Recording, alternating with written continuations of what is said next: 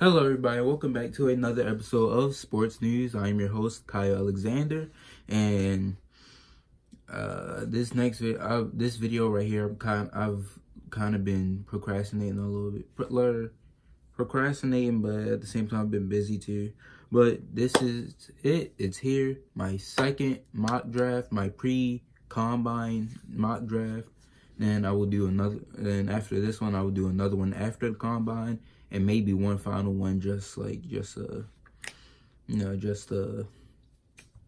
maybe like a final edition, like a rough draft into the final published one.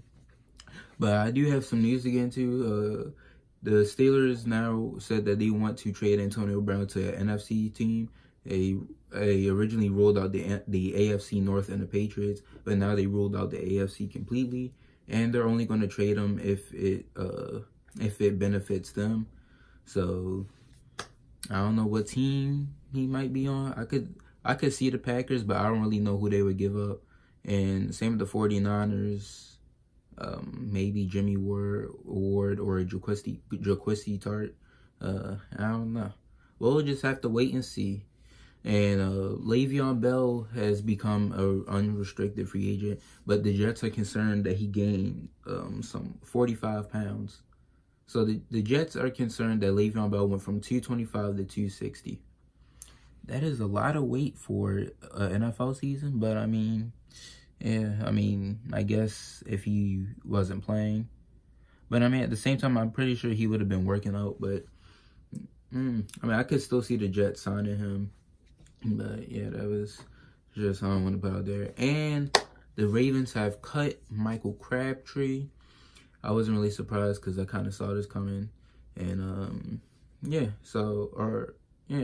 So without further ado, I will get into my new mock draft. We've had a couple of changes. I'm not gonna lie, but I mean, a couple of stuff has stayed. Or a lot of changes, but. So we have the Cardinals with the first pick, the Arizona Cardinals. And I know a lot of people have them taking Kyler Murray and trading Rosen. But no, I still have them taking Nick Bosa from Ohio State. Now, everybody's saying, oh, they should take Kyler Murray with the first pick and then trade Rosen. Now, Cliff Kingsbury came out and said that Rosen's the guy. And because I think getting Chandler Jones, pairing him up with Nick Bosa, that would be a smart move. Not to mention, he'll have a good mentor. So yeah, and Cardinals need a lot, but they just need a playmaker, and I believe Nick Bosa is that guy. And I believe the Cardinals are switching to I don't know if they're switching to a 3-4. Yeah, I believe the Cardinals are switching to a 3-4. So that could work out greatly. But I mean, I think Nick Bosa could play any scheme, or like 4-3 or a 3-4. But yeah, there's not really much on that because I already talked about that one. So these first couple of picks are the same. So the 49ers, have them taking Josh Allen, the edge rusher from Kentucky. He's one of the best edge rushing. He's one of the best edge rushers in this class. Honestly, he's probably better than Nick Bosa. But the Cardinals wanted Nick Bosa, and Josh Allen falls to the 49ers, where they need an edge rusher to team up with DeForest Buckner and Solomon Thomas. And Josh Allen can also play the pass. So Josh Allen can also drop in coverage. So it's a little plus. So most of these picks that I already talked about in my last mock draft, I won't really go too deep in depth like I did the last one because they're the same. So yeah, speaking of the same, third overall pick, we have the Jets taking Jonah Williams, the offensive tackle from Bama, one of the best linemen in this class, possibly the best lineman. But not to mention, if the Jets do sign Le'Veon Bell, it will definitely give Le'Veon Bell a challenge to, to try to put up the same numbers that he did in Pittsburgh without that good Pittsburgh O-line. So, but I figured, hey, why not take a step in the right direction and try to recreate that line for him here with Jonah Williams? Not to mention also to protect your young star quarterback. So, yeah. 4th pick, I have the Oakland Raiders taking Clelin Ferrell, the defensive end from Clemson. They need an edge rusher. Only had 13 sacks this year as an entire defense. And Khalil Mack almost had more than them. Khalil Mack had 12 in a sack. 12 in a sack. Had 12 and a half sacks. And the entire Raiders defense had 13.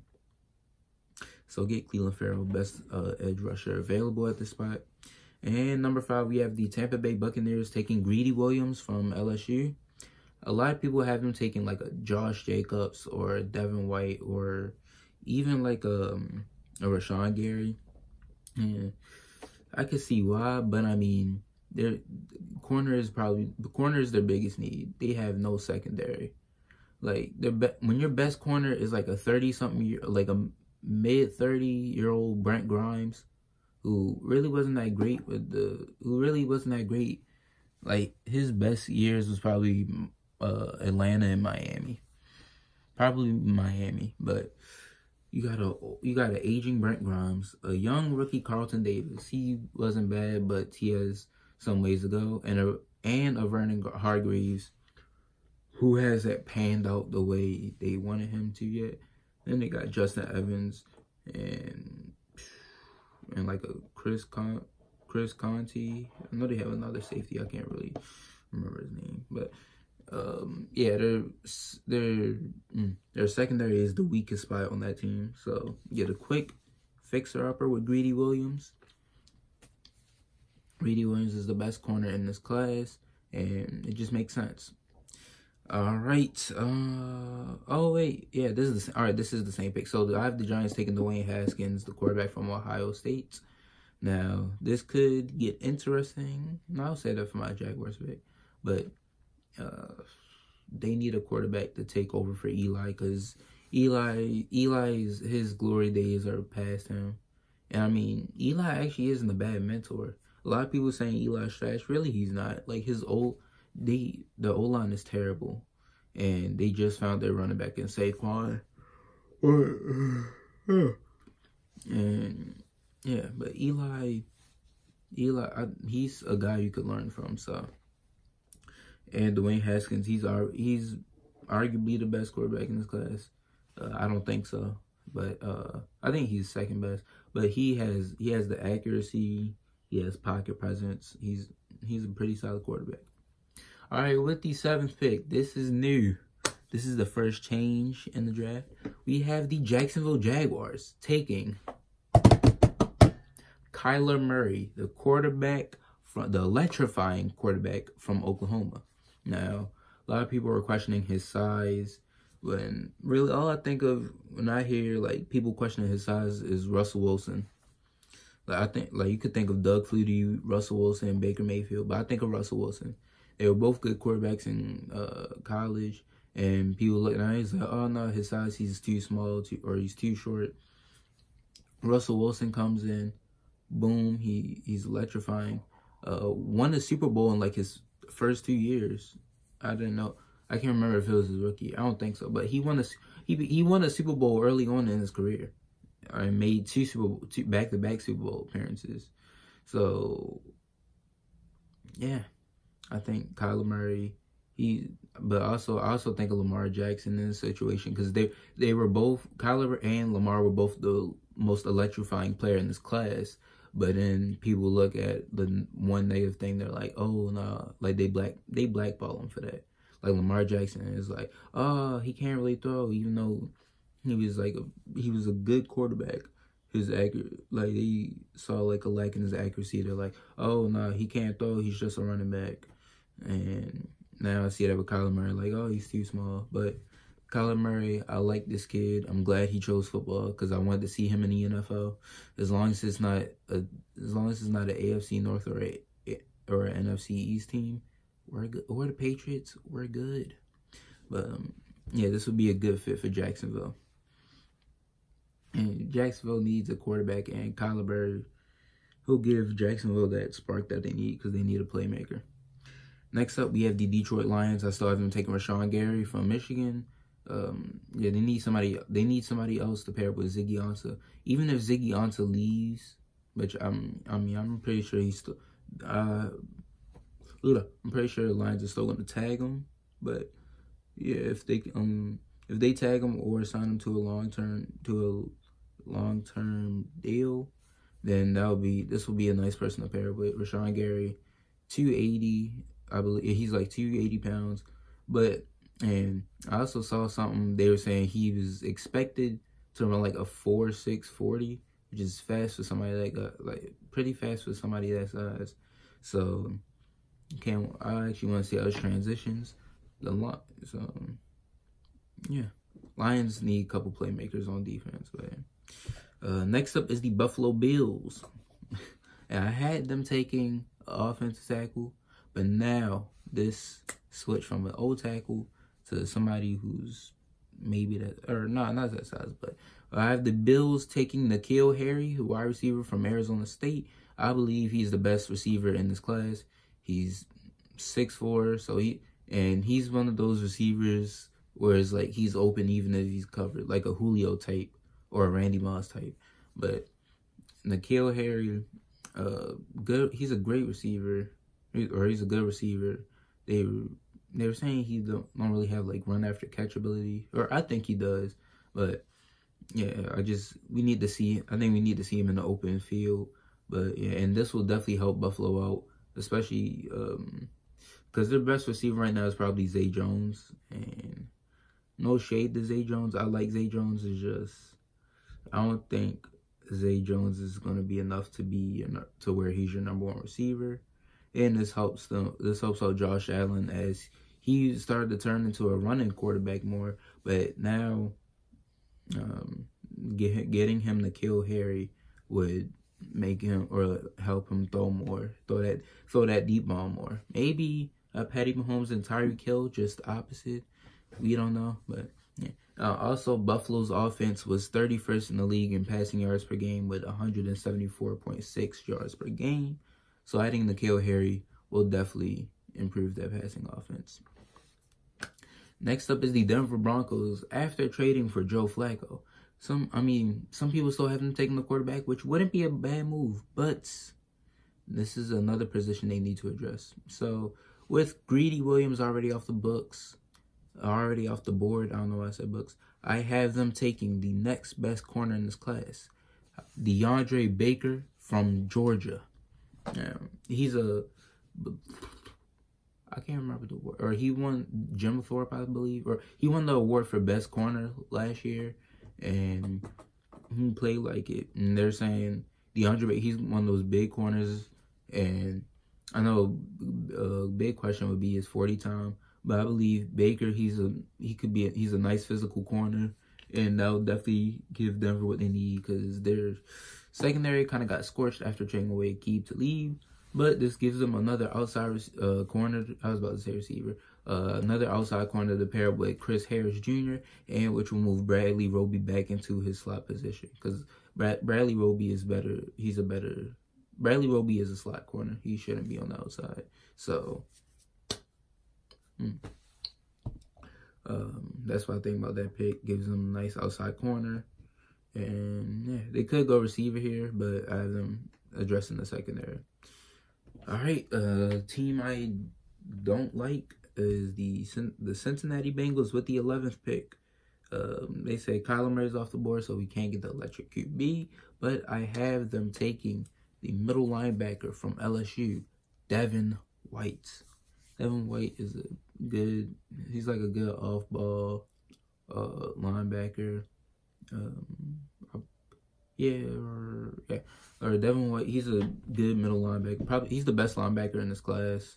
And the Bengals need to fix their linebacking core. Bengals actually need like an O-line, maybe a quarterback for the future. But I have them addressing the linebacking core. This would be the smartest pick, I believe. All right, next up is we're heading north to the Green Bay Packers. A possible Antonio Brown landing spot. We don't know. But I don't know why I did that. But we still have them taking Montez Sweat, the edge rusher from Texas A&M. Montez Sweat, best available rusher, but not even that. He's one of the best rushers in this class and in this defensive heavy class, and that will help bolster up their pass rushing as Clay Matthews is getting older. Clay Matthews, he's like in his mid 30s, so Clay Matthews is getting older to retirement. And Kyler Fackrell, I believe he's 26, 27, maybe. Or Kyler Fackrell, he's like in his late 20s, I know that. And he just had his breakout year. So I don't think Kyler Fackrell is going to be the only answer. So, I mean, if Kyler Fackrell can play like he can continue this level of production next year, and pairing him up with Montez Sweat would be a smart move.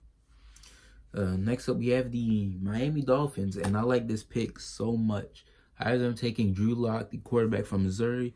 Drew Lock, I believe he's one of the more, or he's the strongest arm in this class. He has quite the arm. I think he's one of the more accurate quarterbacks, but I don't know why I just like this pick. It seems like a perfect fit. It seems like Miami is Cinderella and then Drew Lock is just that glass slipper. Like Drew Lock he's a great quarterback, and Miami's receiving core is it could improve, but it's not terrible. Like I say it's like pretty slightly above average. I don't know. I'd say it's above average. Because you got Kenny Stills, who's a good outside receiver. Danny Amendola, who's like a nice aggressive slot receiver. And you got Albert Wilson, who's actually had a great season this year and last year with the Chiefs. But he had a great season this year. And then you got Devontae Parker, he was rumored on the trade to be on the trade mill, but they do what's his name? But he is a pretty good outside receiver. And then they got Mike Gesicki, who didn't make quite the splash, I thought. But not to mention Kenyon Drake and Kalen Ballage. So giving them Drew Lock, it's a perfect fit. Next up, we have the Atlanta Falcons. And this is the first defensive tackle off the board. I have them taking Quinnen Williams from Alabama. I know a lot of people had Ed Oliver as the best D tackle in the class at the beginning of the year, but now I'm going with Quinnen Williams. He kind of reminds me of a Fletcher Cox, similar-ish body measurements, close to similar, but Quinnen Williams, he's very hands-on. He's able to bull rush, and like use his hands to like swat off the people's arms and like do spin moves. I just see him like use his hands a lot, just like the swim move and like stuff like that. And that's kind of what I see in Fletcher Cox. So yeah, pairing him up with Grady Jarrett in Atlanta, that would be a great move to bolster up their run defense and pass even. But yeah. All right, number 15, we do Washington Redskins. I will have the explanation for this pick in the next video, or not next, the video after next, or actually no, I'll give you guys a little sneak peek. But I have the Redskins taking not a quarterback, DK Metcalf, wide receiver from Ole Miss. Now I know what you're thinking. God, Kyle, the Redskins need a quarterback like Alex Smith is done. Who's next? Like Colt McCoy is not going to be able to lead this team. Neither Josh Johnson. But I'll give you guys a little sneak peek. I have the Redskins picking up a certain quarterback in the free agency market. Wink, wink. So, yeah, after this video, next video will be my draft sleepers, but then after that will be my off-season preview. So, I have the Redskins I think the Redskins could get a veteran quarterback in the market, and then they'll get DK Metcalf to help them out and to bolster up their passing game, because Paul Richardson not that great, and Jamison Crowder, yeah, the Redskins passing offense just wasn't really getting it done. So I believe DK Metcalf, whose stock keeps rising, definitely be a smart choice for the Redskins. Hopefully he falls to the Ravens, but I got him going to the Redskins. Next up, I have the Carolina Black Panthers. So, I'm just kidding. I have the Panthers selecting Deontay Thompson from Bama. Same thing I had in my last video. They need a safety. Just re-signed Eric Reed, and I believe getting Deontay Thompson, that will definitely help maybe solidify their secondary. Yeah, because they got James Bradbury. They got two great young corners in James Bradbury and Dante Jackson, who I like the Dante Jackson from LSU. Once I found out about him, I was like, he's a good corner. I was like, this man's a good corner. And that 40 time he ran, I was like, oh yeah, because that's when I was like a so-called LSU fan, but really I tried having a favorite college, but I don't. But that's when I found out about Dante Jackson, and I like him now. He's a good corner, so that gives them two nice outside corners, and then they got like Seymour on the inside. So that's not bad. And also having Eric Reed, and I believe getting Deontay Thompson, he can learn from Eric Reed, and that'll help solidify their secondary. Next up, the Cleveland Browns, who a lot of people are saying who a lot of people are having favorites to win the AFC North. I hope not, but the Cleveland Browns, I have them selecting Marquise Brown. Psych, I'm just kidding. I have the Browns selecting Ed Oliver, defensive tackle from Houston. Now, I probably think, Kyle, why Ed Oliver fall away at 17? A lot of people had him falling, and he was injured for some time of the year, but Quinnen Williams kind of just emerged as the top D tackle, but and the Browns kind of struck gold here with getting Ed Oliver to fall down. I think a lot of people are saying his weight because he's undersized for a D tackle, but I think Ed Oliver could make a splash. A lot of people are saying that's how Aaron Donald looked, and look at him, had 20 sacks as a D tackle. So, and the Browns, that'll help solidify their defense. Also get a stronger D line, because then they'll have Myles Garrett, Ed Oliver, Larry Ogunjobi. It's a pretty good defensive front. Next up, I have the Minnesota Vikings, the team that was hyped up this year because they made it all the way to the NFC Championship with Case Keenum, with 3 different quarterbacks in rotation who were all, I'd say, like below average, but played pretty average. And so then we was all like, Kirk Cousins there, they could probably win the NFC. No. So Kirk Cousins basically robbed the Vikings blind, but in that maybe we're not looking at it clear enough. Maybe we're seeing, oh, Kirk Cousins messing. You can see Kirk Cousins messing up, or the O-line didn't do that good. So I figured, why not test the second theory, the O-line, and get them and draft Dalton Risner, the offensive tackle from Kansas State.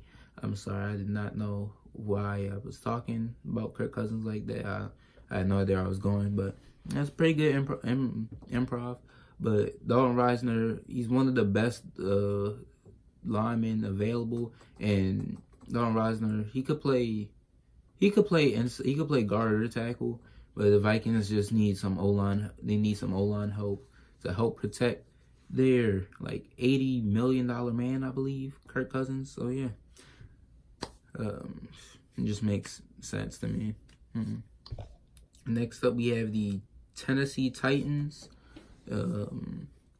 Pretty good team this year.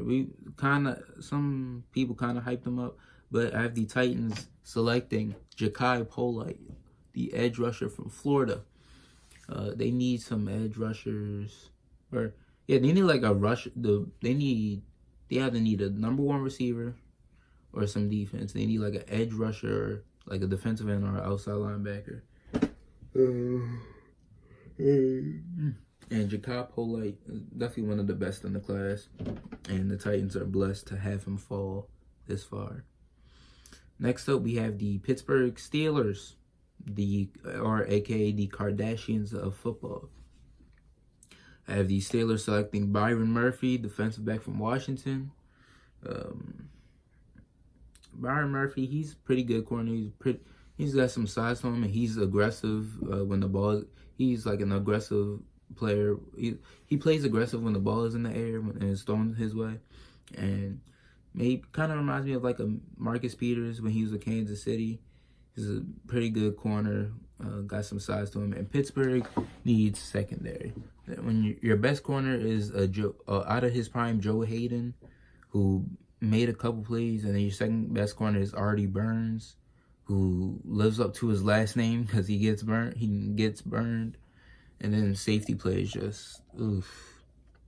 So yeah, maybe Pittsburgh could trade Antonio Brown for some secondary help and then get Byron Murphy and boom. But yeah, yeah. I have the Steelers taking Byron Murphy. They need corners. They need corners and safeties. Next up, we are heading west to the rainy city, Seattle Seahawks.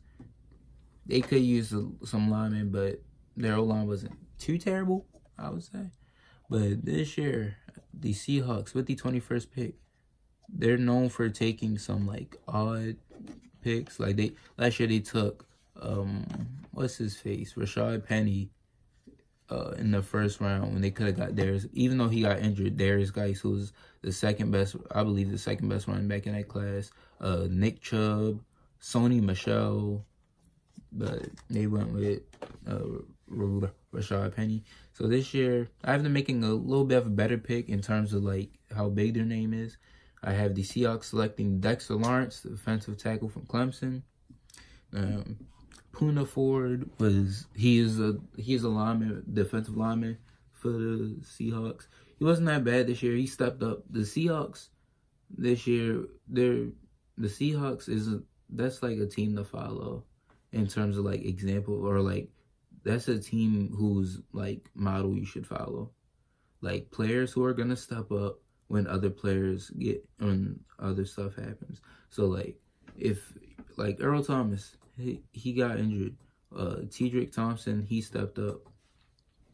I just like how players stepped up when they were called up to the plate, even though that's baseball. But yeah, that's kind of what the Seahawks is built on. And Poona Ford wasn't bad when he stepped up, but I believe they should get another defensive tackle or interior D tackle. And Dexter Lawrence is definitely one of the best D tackles in this class. Next up, we have my Baltimore Ravens. After not landing DK Metcalf or N'Keal Harry, they go with somebody who's a little shorter, but quite the speedster. Probably the fastest receiver in this class. After cutting Michael Crabtree, I have him taking Antonio Brown's cousin, Marquise Hollywood Brown, wide receiver from Oklahoma. Now, Marquise Brown, he's definitely one of my favorite receivers. Like I've found out about him because I saw one of his highlights, one of his highlight tapes. I was like, wow, this kid's pretty good. Then he blew up. I'm like, I like this kid. He's a good receiver. And then his story, like he played at JUCO, then he went to Oklahoma. Yeah, and he's got some burners on him. And that's exactly what the Ravens need. They need an offensive playmaker or an edge rusher. And if they go offensive playmaker, can use somebody with speed. So Marquise Brown, welcome to the Ravens. Also, start a route, or can't even start the rivalry. I was going to say start a rivalry with Antonio Brown, but he's getting traded. So next up, we have the Houston Texans. And Houston, do we have a problem? They had the worst O-line in football last year, and they gave up 60-something sacks, like 62 sacks, I believe, 62 or 63. And yeah, I mean, Deshaun Watson still had a good season, but you can't just depend on him to scramble in the pocket and then make plays. So get him. I figured get him some help by selecting Yanni Kajus, offensive tackle from West Virginia. He's actually not a bad O-line prospect. He's pretty good. He's pretty big, and I figured, no, it's just a step in the right direction. Houston really can't go wrong in terms of linemen here. Like they could take Jawan Taylor. Not even that. Just I'm pretty sure like any offensive lineman here they could take and make him into a term. Look, any top O-lineman talent they could take and they could protect Deshaun Watson. That could be a stepping stone into the right direction. Next up, we have the Raiders going again. Wow, it's been this long since their first pick. So the Raiders have the 4th pick. It's been 20 selections because now Raiders go from the 4th pick to the 24th pick from the Chicago Bears, and I have them selecting Amani Aruwari. I'm sorry if I butcher his name. I'm gonna just say Omani Aru. I'm gonna just say Aru for short. So Amani Aru, the cornerback from Penn State, he's a big corner, height wise, and he's a big corner. He's got some length to him, and he's also aggressive too. I know I've said that a lot about some corners, but he's an aggressive corner. He has that length to him so that he can like break up passes and like get his hand on the ball and disrupt passes. So this would be a good pick for Oakland. Pair him up with Gary Conley and Carl Joseph. Boom. Pretty good secondary. Pretty good and young secondary. Next up, we have my second favorite team, my Philadelphia Eagles. The team who is supposed to defend the throne. But they couldn't. But I have the Eagles selecting Jawan Taylor, offensive tackle from Florida. Now I know some people are thinking they need a corner. I was thinking that too, but there's some corners in the market. They could go with signing Trevor Williams, re-signed RB, I would say. I don't really know, of course, like Mike Hilton, I guess, from Pittsburgh. But and also with Jason Peters retiring, Jason Peters getting older and possibly retiring, Jawan Taylor seemed like a good move. Also to help protect Carson Wentz, so that way he don't keep getting injured. But at the same time, I feel like Carson Wentz does that to himself because he keeps running. But just get some insurance, get him a lineman. A good lineman like Jawan Taylor to help protect them.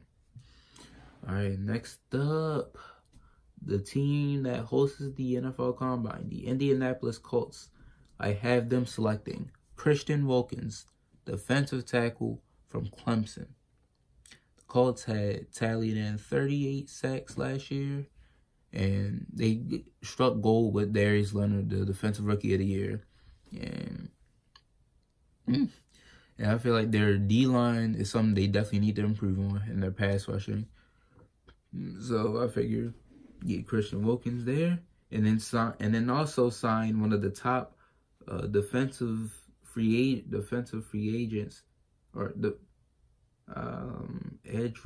defensive/edge rushing free agents in this free agency class. You might ask? You might have to wait till You'll have to wait till my episode after next to release my free agency predictions. But hey, this is just it's kind of fitting for the Colts. The Colts could make a huge splash in the offseason. They have the most available cap space. So yeah. Next up, we're going back to the Oakland Raiders for the last and final pick that they got from the Cowboys. Now this pick, they used this pick to trade away, or they got this pick from trading away Amari Cooper. So I figure, why not get a replacement and draft A.J. Brown, wide receiver from Ole Miss. That's the other Ole Miss receiver duo of the duo. A.J. Brown, he's a good receiver, can play. He's a good outside receiver. He has some speed. He's got hands. He's pretty big and physical. he's 6 foot or like 6'1". Pretty sure, yeah, he's like 6 foot 6'1", but he's got some burners to him. So I figure use this pick to trade away Amari Cooper. Why not get his replacement? And yeah, because they need playmakers on offense too. Like they need anything. Like who's gonna be your receiver number 1? Jordy Nelson? Too old? No. Robertson or Seth Roberts? Like what's the name? That guy from Pittsburgh. Dang it, I always forget people's names. But yeah, like Martavis Bryant? Nope. So this is a good pick for Oakland. And next up, we have the last 5 picks. So the Chargers with the 28th pick select Raekwon Davis. Like I said in the last video, in the last mock draft, pair him up with Joey Bosa and Melvin Ingram. That's a nasty defensive front. He's also one of the lesser, or he's one of the better defensive tackles who could fall. But yeah. Next up with the 29th pick, I have the Chiefs selecting Trayvon Mullen, the corner from Clemson.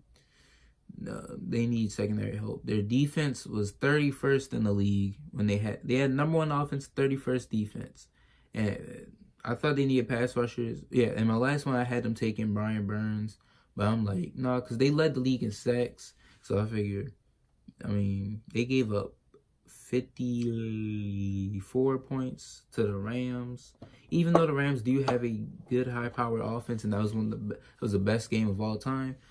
Still, they need some secondary help, especially after getting torched by, like, the way Brady torched them. It's just, so I figured get Trayvon Mullen, best available DB here, and he's a good corner.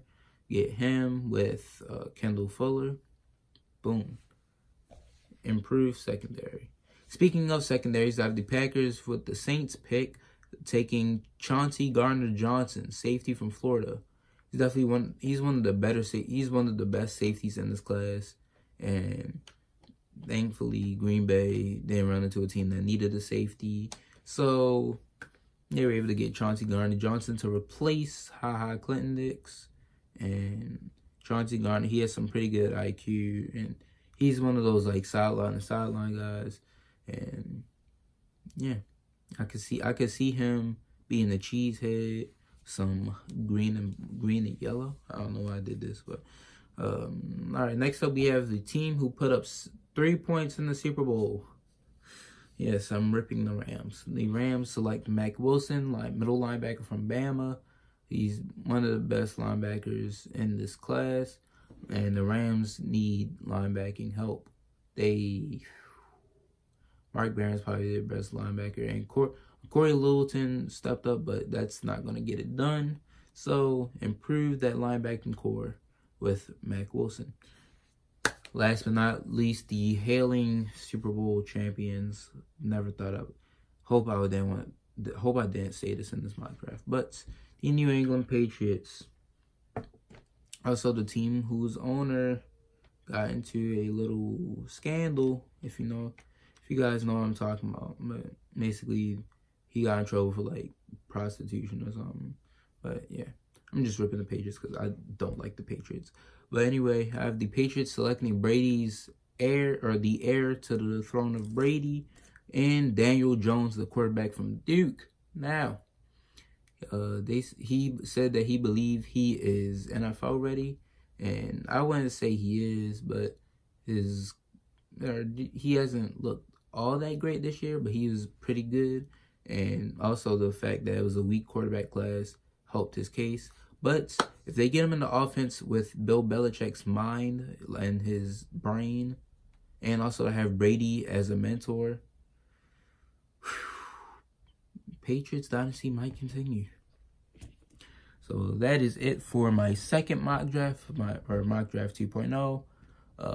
Next video, I will try to drop it sometime this week. Since the combine is coming up and it's kind of related, it's my top NFL draft sleepers. I will try to get that out. Then my free agency predictions, and then we'll see where we'll go from there.